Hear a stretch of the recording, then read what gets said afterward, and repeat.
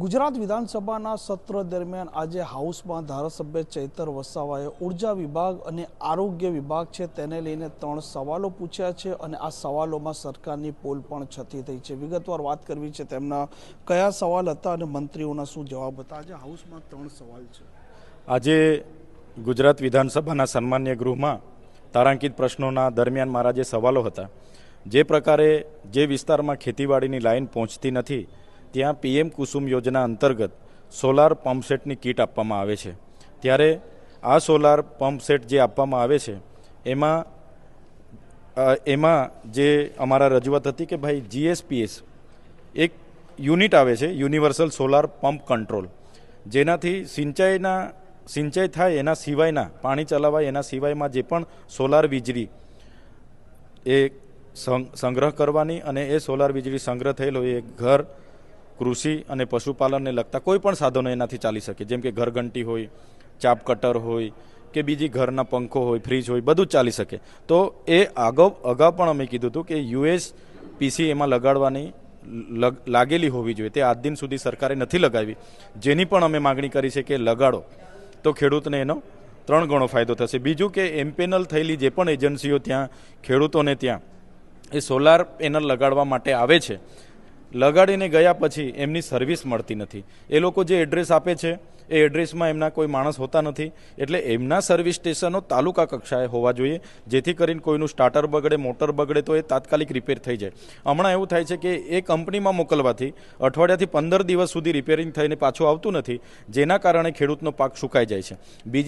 ત્રીજી અમે માંગણી એ કરી છે કે કેટલીક એજન્સીઓ એમાં દર્શનીલ, રોટોમગ જેવી કેટલીક એજન્સીઓ એવી છે કે જે ખેડૂતને પૂરતું એના પેસિફિક પ્રમાણે, એસ્ટિમેટ પ્રમાણે સામાન નથી આપતું કે ભાઈ આટલા ગેજનો પાઇપ હોવો જોઈએ, આટલા સ્ટેજની મોટર હોવી જોઈએ, આટલા ફૂટે એમણે ઉતારવું જોઈએ, તે ઉતારતા નથી। કેટલાક તો 230 ફૂટે ઉતારીને જતા રહે, કોઈ 250 ફૂટે ઉતારીને જતા રહે, તો એમાં પણ ખેડૂતને નુકસાન થાય છે। અને આ દર્શનીલ જે એજન્સી છે એણે તો હમણાં એમની ફરિયાદ હતી વર્ષમાં કે એ તો ખેડૂતો પાસે હજાર રૂપિયા પણ એણે ફોર્મ ભરવાના લીધા હતા, 6,000 ખેડૂતના 60 લાખ રૂપિયા એણે ઉઘરાવ્યા હતા। તો એની પણ અમે સરકારશ્રીને વાત કરી છે કે આવી એજન્સીને બ્લેક લિસ્ટ કરવામાં આવે, જે અમારા વિસ્તારમાં આ પ્રકારની છેતરપિંડી કરે એને પણ બ્લેક લિસ્ટ કરવામાં આવે અને એસ્ટિમેટ પ્રમાણે કામ થવું જોઈએ, અમારી આજે માગણી હતી। આ ઉર્જા વિભાગનો જે પ્રશ્ન હતો એમાં મંત્રી ઋષિકેશ પટેલે જવાબ આપ્યો હતો કે ભાઈ તાલુકા કક્ષાએ જે તમે એક સર્વિસ સેન્ટરની માંગણી કરી હતી અને કોઈ પણ પ્રકારના પૈસા પણ લેવામાં નથી આવતા, તેવો પણ તમને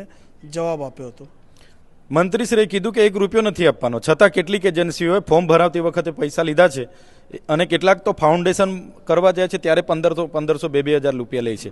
હવે આ 3200 ખેડૂતની આ પ્રકારનું ઉઘરાણું કરતા હોય તો કેટલા પૈસા થઈ જાય? તો એની પણ અમે સરકારને ધ્યાન દોરવાના છે, એવી એજન્સી પર કાર્યવાહી કરે। બીજું કે જે એજન્સી અમારી પાસે લિસ્ટ છે, કેટલીક ખેડૂતોની ફરિયાદો છે કે 230 250 ફૂટે ઉતારીને જતા રહે છે, એસ્ટિમેટ પ્રમાણે કામ નથી કરતા, એવી એજન્સીઓને બ્લેકલિસ્ટ કરવામાં આવે અને એને જે પણ કામ આપવામાં આવ્યું છે એ પણ અટકાવવામાં આવે, એ પણ અમે રજૂઆત આગળ કરવાના છે। તમારો આ જે સવાલ હતો તે જ સવાલ ભાજપના ધારાસભ્ય ભગા બારડે પણ પૂછ્યો હતો અને આજે આદિવાસી ખેડૂતોની વન વિભાગની જે જમીનમાં સમસ્યા ઉપસ્થિત થઈ રહી છે।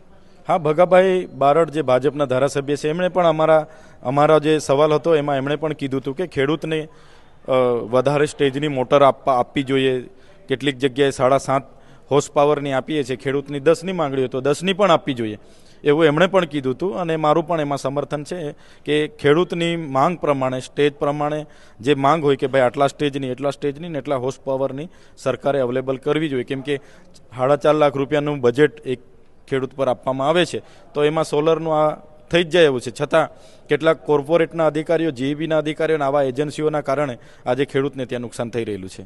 બીજો તમારો સવાલ હતો આરોગ્ય વિભાગને લઈને, જેમાં તમે નર્મદા અને છોટા ઉદેપુરને લઈને કેટલાક સવાલો ઉપસ્થિત કર્યા છે।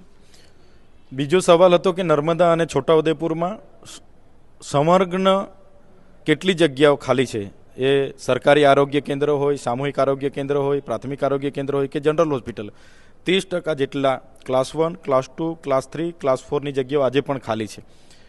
અને એ જ પ્રકારે નર્મદા અને તાપીમાં સરકાર દ્વારા કેટલી સબવાહિનીઓ આપી છે અને કાર્યરત છે, તો સરકારે એક પણ સબવાહિની આજ દિન સુધી આપી નથી।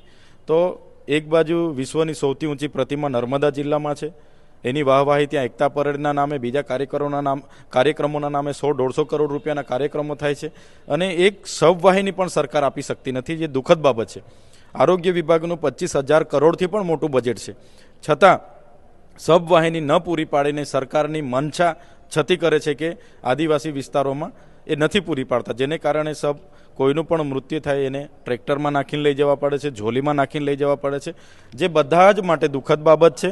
અને એના માટે અમે આગળ પણ સરકારને રજૂઆત કરી હતી, આજે પણ મંત્રીશ્રીને અમે કહેવાના છે અને આગળ પણ લોકોની વચ્ચે રહીને અમે એની રજૂઆત કરીશું. ચેતરભાઈ, એક અંતિમ સવાલ છે. જે પ્રકારે કરોડો રૂપિયાનું બજેટ આરોગ્ય વિભાગમાં ફળવાઈ રહ્યું છે, તો આદિવાસી વિસ્તારોમાં જે હોસ્પિટલો છે તેની શું સ્થિતિ છે? સ્ટાફ નથી તે જવાબમાં સરકાર સ્વીકારે છે, પરંતુ દવા હોય કે અન્ય જે મશીનરી સંસાધનોની પણ શું સ્થિતિ છે? આજે સીટી સ્કેન હોય, સોનોગ્રાફી હોય, આવી સબવાહિની હોય કે ઘણા સાધનો નથી અને સાધનોની સાથે સાથે સ્ટાફ પણ નથી. આજે સરકારે જે માહિતી મને આપેલી છે, આ તમે જોયું હશે 10-12 પાનાની માહિતી, એ બધું અમે ખોલીને જોયું તો આજે વર્ગ 1, વર્ગ 2, વર્ગ 3, વર્ગ 4ની 30%થી પણ વધારે જગ્યાઓ ખાલી છે. તમે એ જ પ્રકારે આ તમે જોતા હશો કે નર્મદા જિલ્લામાં PMJY અંતર્ગત સરકાર એવું કહે છે કે અમે 10 લાખ રૂપિયાની એમાં જોગવાઈ કરી છે. નર્મદા જિલ્લામાં છેલ્લા 2 વર્ષમાં માત્ર 30 કરોડ રૂપિયાની જોગવાઈ કરી છે. નર્મદા જિલ્લો એટલે તમે 4.5 લાખ લોકો ત્યાં વસે છે, માત્ર 30 કરોડની જોગવાઈ કરી છે. છોટાઉદેપુરમાં 47 કરોડની જોગવાઈ કરી છે. એટલે આ જ બતાવે છે સરકાર બજેટો તો મોટા મોટા જાહેર કરે છે, પણ જે લોકોને એનો લાભ મળવો જોઈએ તે આપી શકતી નથી. એ લાભ અપાવવામાં સરકાર અને એની તંત્ર સદંતર નિષ્ફળ નીવડેલું છે. જી જરૂરથી. તો જે પ્રકારે આજે આરોગ્ય વિભાગના પ્રશ્નો ચાલી રહ્યા છે, ઉર્જા વિભાગના પ્રશ્નો ચાલી રહ્યા છે અને આજ વિધાનસભાના હાઉસમાં જ્યારે સભ્ય પ્રશ્નો પૂછતા હોય છે અને તે સમયે સરકાર જે પ્રકારના બહાર દાવા કરતી હોય છે અને હાઉસમાં જ્યારે આંકડા રજૂ કરતી હોય છે, તે બંનેમાં અંતર સ્પષ્ટ દેખાતું હોય છે અને સરકારના દાવાઓની પોલ પણ આ સભ્યો જ્યારે સવાલો પૂછતા હોય છે ત્યારે ખુલ્લી પડતી હોય છે. આ પ્રકારના સમાચાર માટે નવજીવન ન્યૂઝની આ ચેનલ સાથે જોડાયેલા રહેજો. તોફિક ગાંચી, નવજીવન ન્યૂઝ, ગાંધીનગર.